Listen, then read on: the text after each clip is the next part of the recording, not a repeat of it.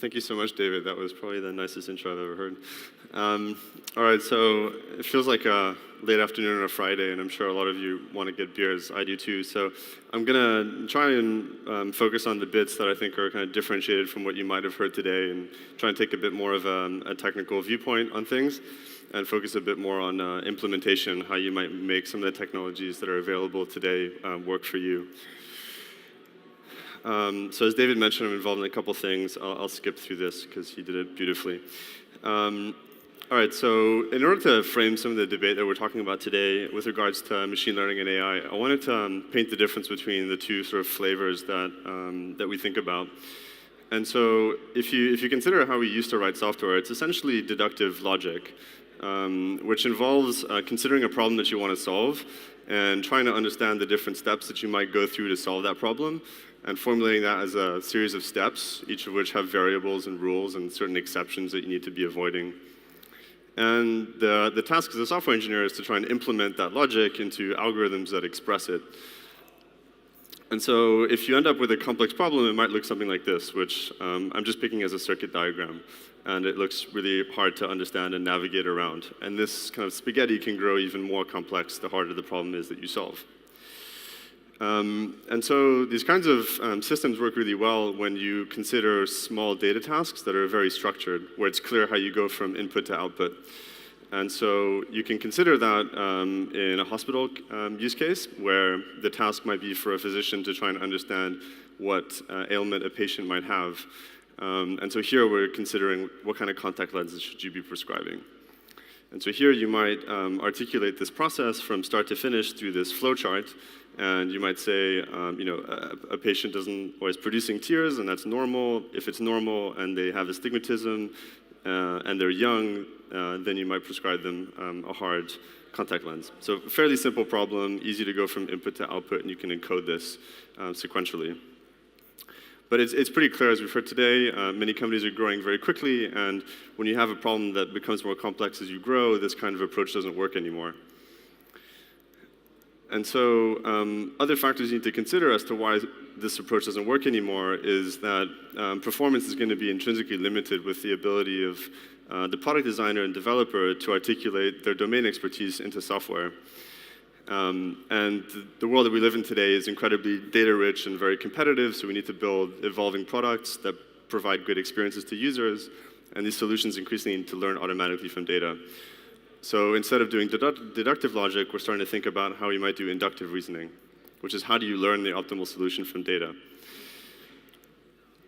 So to put, again, like how I kind of look at this space into context, AI is a term that's been used a lot. If we think about what constitutes it or what's required to build a truly intelligent system, we have these 6 functions, if you will.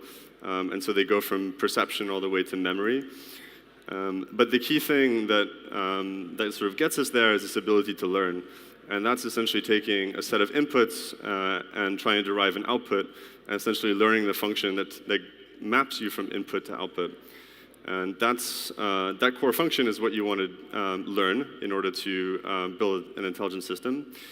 And if you compare the differences between machine learning and deep learning, which are two of the main terms that you hear nowadays, the main difference is that in machine learning, you are explicitly determining what the features are, what the variables are that you want your system to optimize in order to map from input to output. Whereas in deep learning, you're essentially learning the features automatically. So you're not telling the machine what it should look for. You're just giving it a huge amount of examples, and it learns the right variables to go from input to output. So this is something that's worth remembering when you're considering what systems to build, and we'll talk more about it as we go along. So earlier today there was a talk that was kind of I found rather negative as to the impact that machine learning can have on businesses. And so I wanted to focus specifically on a couple of tasks which I think are exhibited in many different use cases in the enterprise and where machine learning is really good. So one of them is clearly forecasting. So if you operate a supply chain or an e-commerce company or a marketplace, and you're trying to learn from prior data how you might stock your inventory as a function of how your consumers are actually buying that product, as also a function of other environmental conditions that might affect the supply chain, you can use machine learning to better predict how you might stock your product. You can also use machine learning to start to impute missing data points. A good example is providing recommendations in Netflix. You can start to detect anomalies. Obviously, classification is a main use case. You can do ranking and personalization. You can start to do decision making, which is given a set of parameters and a goal. Like how do you describe a software system that can automatically take the right decision to achieve a goal? And finally, you can start to consider problems that involve sequences. So how do you go from, for example, one language to another language? But equally, if you want to think of something a bit more creative, how do you go from DNA to mRNA, for example? So essentially from this, you should start to think about the processes in your business which involve making predictions. And anytime you make a prediction, you can usually write a machine learning tool that can, in most cases, either replicate what you're doing or outperform it. And this is the key reason why many big tech companies are making a stern move in this space. We've seen many quotes circulate around, but these are the ones that I think are more meaningful. And other luminaries in the space think that this is genuinely very transformative. So I think it's at least worth paying attention to. I'll skip over this really quickly because you probably all know why it's important.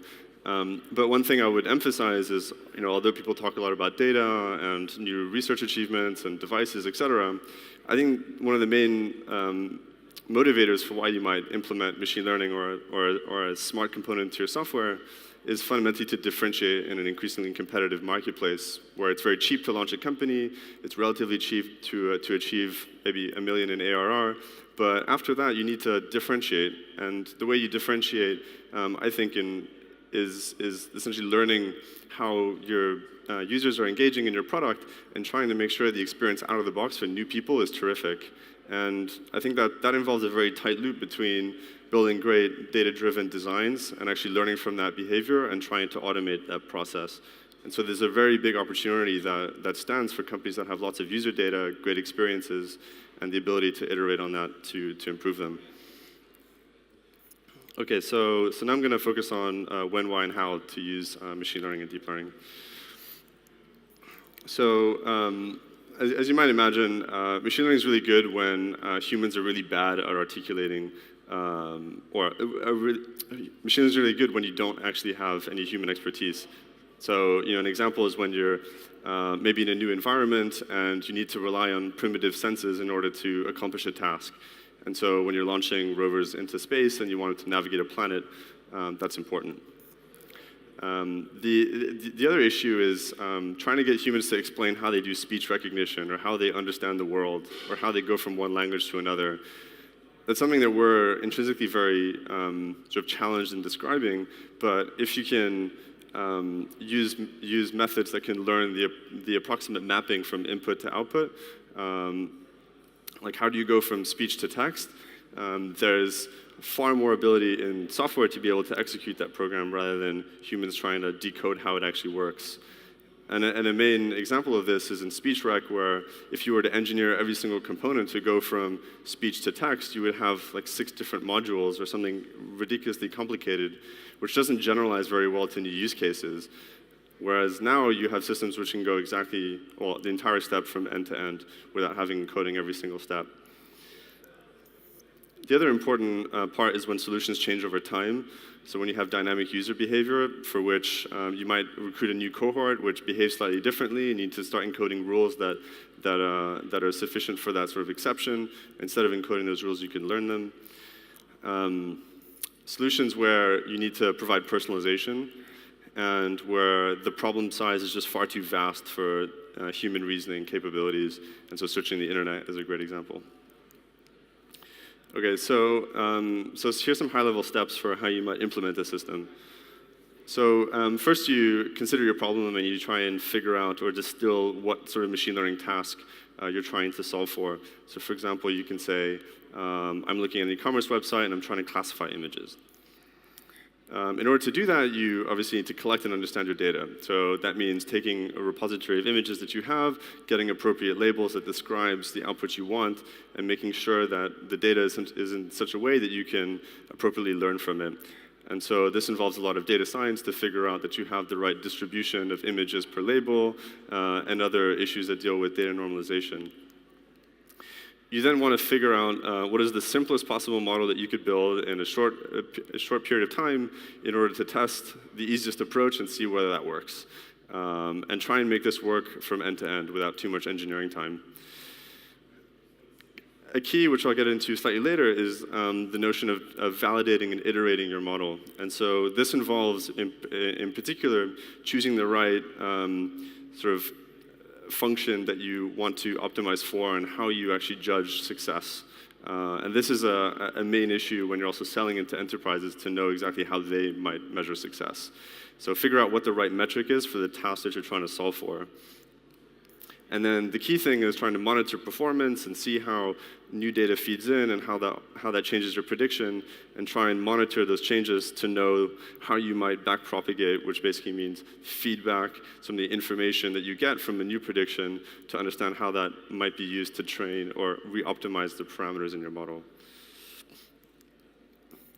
So as I mentioned before, you want to start for a really simple solution first. And so many times heuristics works really well. And the problem with moving to machine learning is you need tons of data. And there's methods like logistic regression and linear regression which work perfectly well. And so you don't need a super sexy system even though your board might mandate you try it. A key thing that I see is amidst a whole bunch of excitement in machine learning, everyone's trying to jump and try and see how that might be used in their business, but oftentimes they haven't actually put in the time to have the appropriate data infrastructure in place so that their engineers can access information from a database, have a nice environment in order to figure out what features might be predictive, and then build models and test them out on a certain segment of your user base and track the performance in real time. And so this is a crucial part of the data science value chain, which if you don't have, you start to be severely incapacitated with how you might conduct machine learning experiments. So you need to be able to first track the kinds of metrics that are indicative of the process your users are undertaking on your product in order to start to learn how you might improve it. And the key thing is to obviously gain trust and permission from your users. This is sort of best exemplified more recently by Evernote, which I think last year said that they would start reading your notes in order to try and improve some of the functionality in the product. And after 5 weeks of Twitter bashing, they receded or pulled back and said, we're actually not going to read your stuff anymore, and we apologize. This shouldn't be part of the process. So just a reminder that users are increasingly mindful over how you use their data, and of course in Europe we're going to have to go through GDPR next year, so this will be an interesting thing to monitor. There's a good resource here which starts to look at what kind of algorithms you can use for a certain task, so I encourage you to just have a look as opposed to me walking you through it. I'll spend some time on the sort of key factors and trade-offs you need to think about when you're choosing the right approach for your problem. So obviously we're all kind of obsessed with accuracy, and this is driven a lot by the machine learning community publishing contests like ImageNet and others, which focus a lot on the percentage of correct calls that you might be having with your predictive system. But bear in mind that you need to balance accuracy with the kind of predictive power that your users actually want. So understanding fault tolerance or fault intolerance, i.e. how much error your user is willing to accept, is important to understand when might be an appropriate point to stop training and just push into production. Which gets into the issues of speed. A lot of these systems are difficult to train. They take a lot of time. It's expensive to rent GPUs to train. And so figuring out at what point is your system sufficiently performant for your use case is important. I think it was mentioned at another talk, this issue of interpretability, which also ties into GDPR, is an important consideration for a given market that you might be tackling. Like for example, in healthcare and financial services, there are very few companies that will be willing to implement a system which can't explain predictions, which obviously has implications for what kind of approaches you choose to use. think about the engineering overhead, especially given the state of your data infrastructure. And more importantly, you start to think about unit economics. And an important post, I think it was published a couple years ago, was about the most optimal solution to the Netflix problem of recommendations. And the conclusion was something like the cost of implementing the best predictor was greater than the uplift in revenue that could be generated by the predictor, which means it's a great academic exercise, but is not feasible from a business standpoint. So think about unit economics. And obviously the perennial trade-off that you're having is if you have a system which has super high accuracy, it usually means that it's slow and really hard to build and uninterpretable. So next I'll quickly walk you through different learning methods. A very popular approach is Supervise Learning, which basically means that you have the label that you want to predict between input and output data. You have unsupervised, which is trying to understand some implicit statistics about a data set. And this is really powerful for clustering, so how you might segment different data points in a high-dimensional space. You can do some hybrid of the two, where you have some labels but not all of them. And then, as popularized by DeepMind and others, you have a framework called reinforcement learning, where you try and formulate a goal for an agent, which is allowed to take certain decisions in an environment to optimize that goal. And there's some really neat use cases for this that I'll get onto a bit later. But obviously choosing that objective metric, i.e. what you should optimize for, what is good, is super important. And so the best way to do this is to figure out which one of your logged metrics is the best proxy for your business objective. And the best way to do this is to think about what is a metric that logs an interaction a user explicitly has with your system, and what is directly observable, so things like downloads, plays, purchases, etc., as opposed to derived information which is not directly linked to a user experience. And so towards the point of figuring out what goal you want to set your system to optimize, there's a video here from a game called Coast Runners. Can you click it with the trackpad on my computer, by any chance? Yeah, cool. So this is a game where essentially you're driving a boat around a course, and so what I'm showing you here is a reinforcement learning agent which has been tasked to accumulate the highest score in the game, which for a human player would basically mean finish the course and do it really quickly.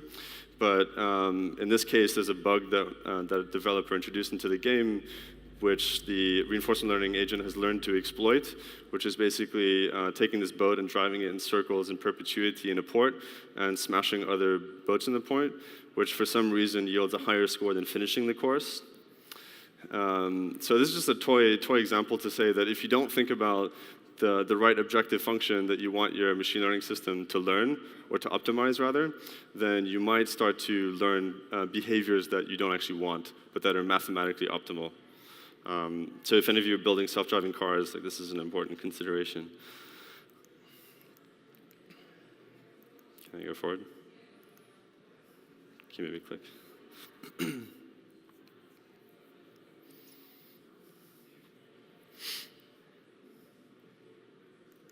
Cool. Okay, so I'll talk to you through two architectures which are very popular for certain tasks. So most of you probably heard of convolutional neural networks, which are essentially an approach to learn hierarchical representations from images, which allow you to do things like image recognition. And a really neat use case that published recently is you can start to use these CNNs to try and automatically segment areas of the brain, which you might take through an MRI scan.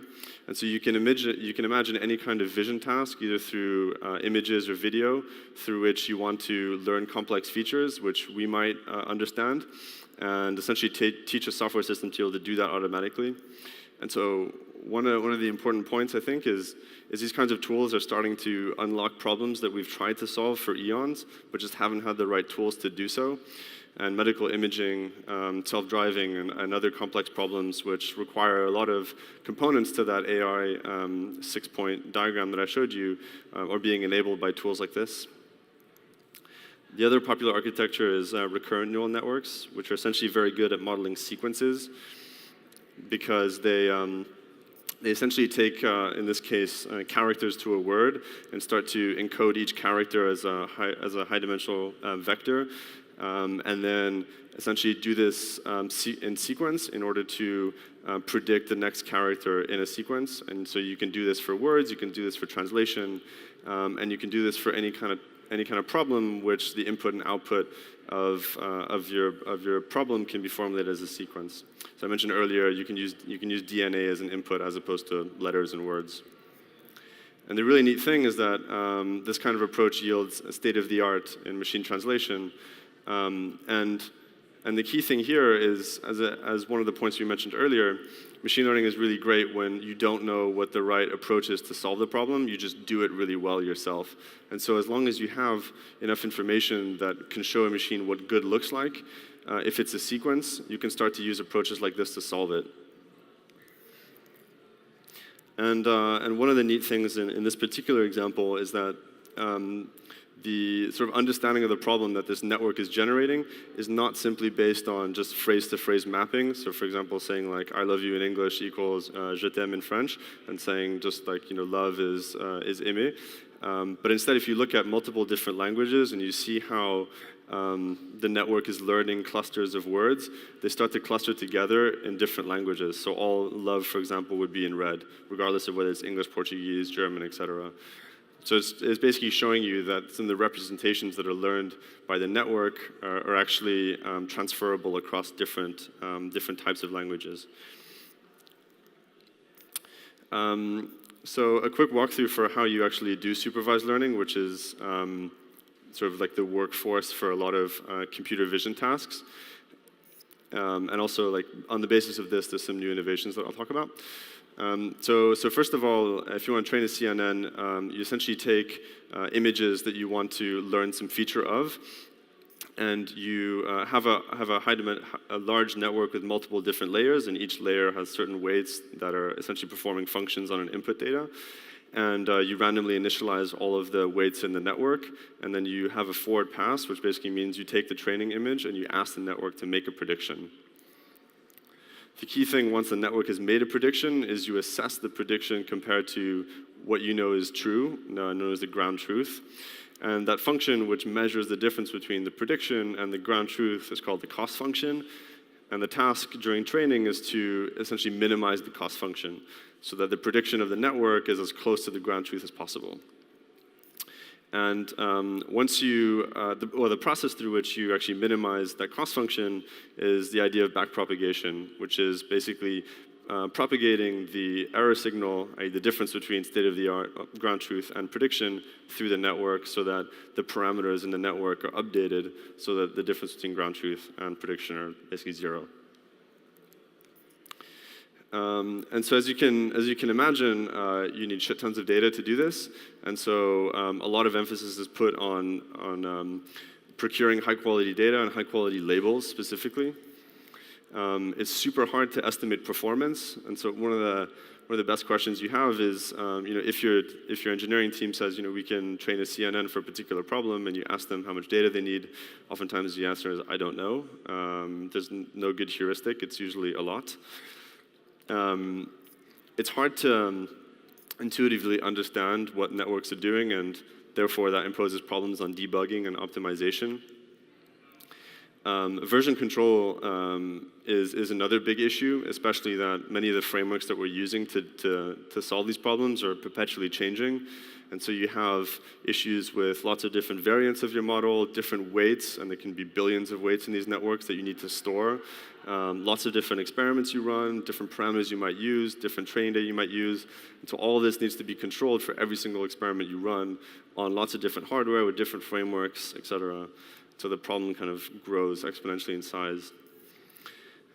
You have also issues of either training live or training in batch. And so how do you sort of fetch the latest version of your model against a new piece of data you want to train on? And reproducibility is probably one of the biggest issues in the field right now. So I borrow from Andrew Ng here when he talks about how you might actually make progress in this era. And so he frames it as a three-part step. So one is if your training error is really high. So basically your predictions are pretty rubbish. What do you do? So you can either try a bigger model, which essentially means having more weights, more layers, which essentially means that you're trying to get the network to learn more abstract representations with the sort of supposition that's going to lead to better performance. You can train for more time, use more data, or you can just try a new architecture. And a lot of this is not systematic. It's starting to change, but a lot of this is still trial and error. So say your training error is fine, but your test error, which means taking a trained model and putting it on new data, doesn't predict well. If that's true, then you also need more data, or you try a new architecture because your network has basically learned some nuances of the training data set which aren't representative in the test set. If you have OK test error, then you're basically done, and then you can move to production. So here I wanted to just take a bit of time to focus on what's sort of next and what people are really excited about. So as I mentioned, one of the big problems is systematically testing different architectures that you might use to solve a given problem. A lot of this is basically just hand-tuned.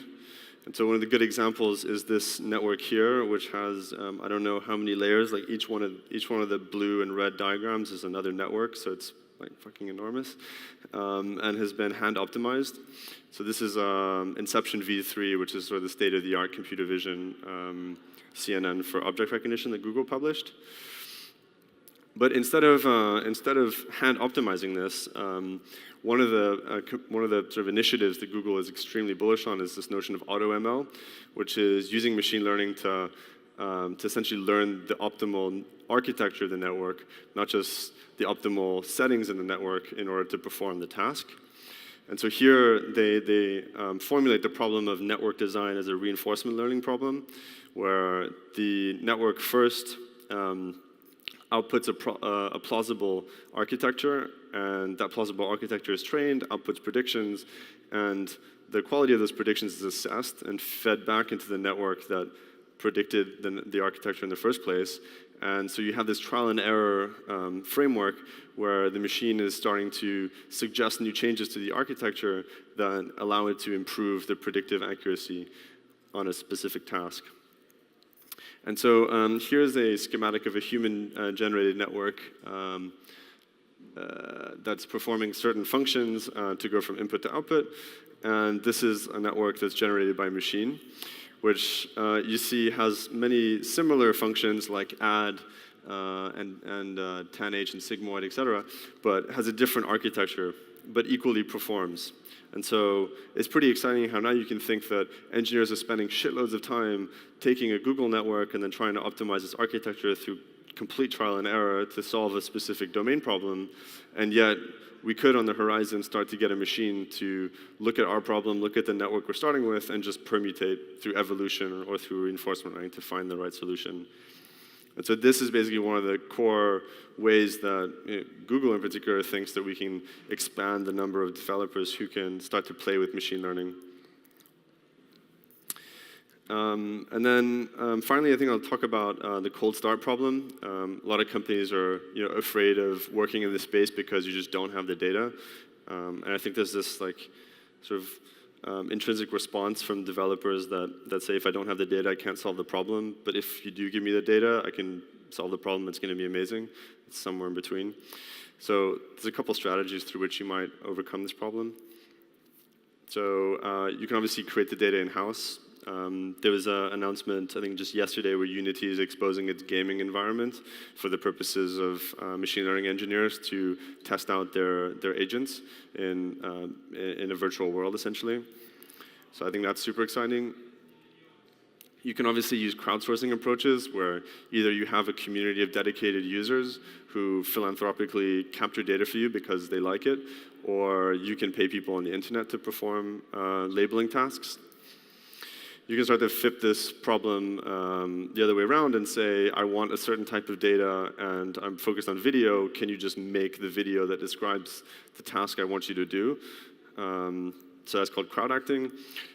You can also create an application which acts as a Trojan horse. So And, Clarify has a Google Photo style app, which basically allows you to just input certain labels to your images to allow you to search it better, and it's using that data to train systems that then it sells to enterprises. You can passively capture information, which I think is what a lot of SaaS and marketplace companies are going to do, because they have great products that people are using, they track all of the data, and then eventually find out what they might be able to optimize in the future. You can use public data on the internet, especially if you're working on language. You can form partnerships with enterprises who have tons of data but don't know what to do with it. And increasingly, cloud providers are starting to onboard publicly available data sets for the purposes of startups to use. And this is another good resource that I suggest you look at. It's sort of a rehashing of the business model canvas in order to figure out how you might use machine learning in your company.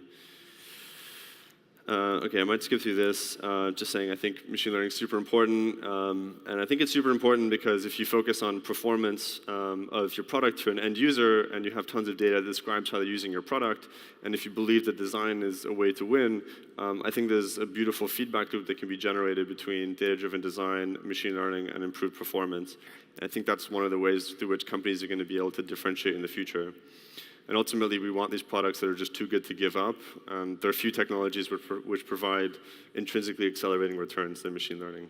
And I think we'll all make lots of money with that. Is there any questions?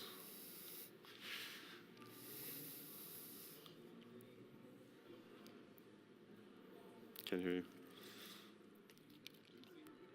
The PhD, do you still need a PhD to try to build something in machine learning, or is it something that is getting democratized and most of the companies maybe in the audience should be starting to work with? Yeah, I think there's massive amounts of effort that's going towards democratization, driven by companies that are wanting to sell cloud compute and storage and infrastructure. So I think there will come a time at which the level of application that you want to develop is sufficiently abstracted so you don't need to have a PhD. But if you're working on problems which don't have a lot of abstraction tools or where the state of the art is not clear, like self-driving, it's still very research-led. But I think for the majority of the market, we won't need that in a couple of years. There is no more question. We will go into the final panel. Yeah. One question.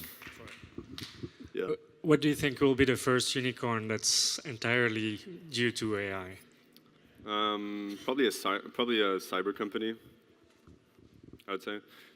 Because cyber is a great example of how it's analyst-driven tasks. There's far too much information that an analyst needs to sift through and learn the right threat prevention metric. And so I think in this world we're all paranoid about data privacy and security, et cetera. I think we're pretty close to seeing a business that's a unicorn in cyber. So we didn't plan that, but this is a great entry for our next panel, which is about security. So thank you very much, Nathan.